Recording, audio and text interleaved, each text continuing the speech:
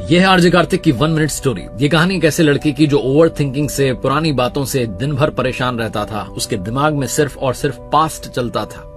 एक दिन उसे किसी ने बताया कि पहाड़ की चोटी पर झोपड़ी बनाकर एक महात्मा रहते हैं जो बहुत तपस्वी हैं, उनसे जाकर के अपने सवाल का जवाब मांगो। वो बिना देरी के उस पहाड़ की चढ़ाई करना शुरू कर चुका था। वहां पहुंचा तो देखा महात्मा जी ध्यान में थे। जब उनका ध्यान टूटा तो इसने पूछा कि महात्मा जी, पुरानी बातों को लेकर के सोचता रहता हूं, सिर्फ सोचता नहीं हूं, बहुत ज्यादा सोचता हूं, क्या करूं?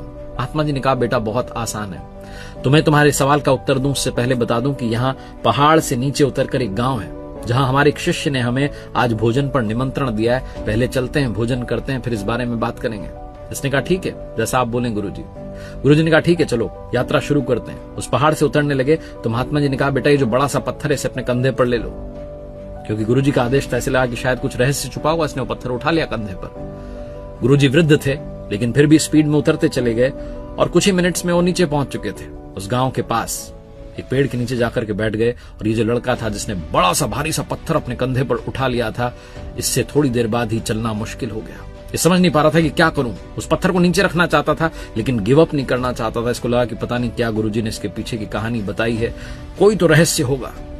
इसने बहुत कोशिश की, कभी ये गिरने वाला हो रहा था, कभी वो पत्थर गिरने वाला था। ऐसी सिचुएशन थी, पसीने से लथपथ हो चुका था। इसको लग रहा था कि कहीं प्राण ना निकल जाएं, लेकिन इसने अपने दिल पर बात ले ली, हौसले पर बात ले ली। जैसे तैसे इसने वो यात्रा समाप्त की, नीचे उतरा। जाकर के देखा तो महात्मा जी मुस्कुरा रहे थे। इसने कहा, आप हंस रहे हैं? मेरी हालत जो है खराब हो चुकी है। ये क्या मुझे उठाने के लिए दे दिया सामान? बोले, बेटा इसको रख देना चाहिए था। बोले, आपने तो कहा था उठा लो। बोले, मैंने सिर्फ उठाने के लिए कहा था। कब इसे रखना है ये तो तुम पर निर्भर करता था। तुम अगर चाहते तो तुरंत उठा के नीचे रख देते। मैंने नहीं बोला था कि बहुत देर तक उठाना है या इसको साथ लेके आना है। बेटा यही तो तुम्हारी जिंदगी है। तुम पुरानी बातों को ऐसे ही बड़े पत्थर की तरह लाद के चल रहे हो। अगर पूरी जिंदगी वही सोचते रहे तो पूरी जिंदगी दर्द में निकल जाएगी, पूरी लाइफ पेनफुल बन जाएगी। अगर आप लाइफ में हैप्पीनेस लाना चाहते हैं तो जिन बातों को भुला देना चाहिए सबसे पहले उन्हें भुला दीजिए, तभी लाइफ में मुस्कुराहट लौट के आएगी।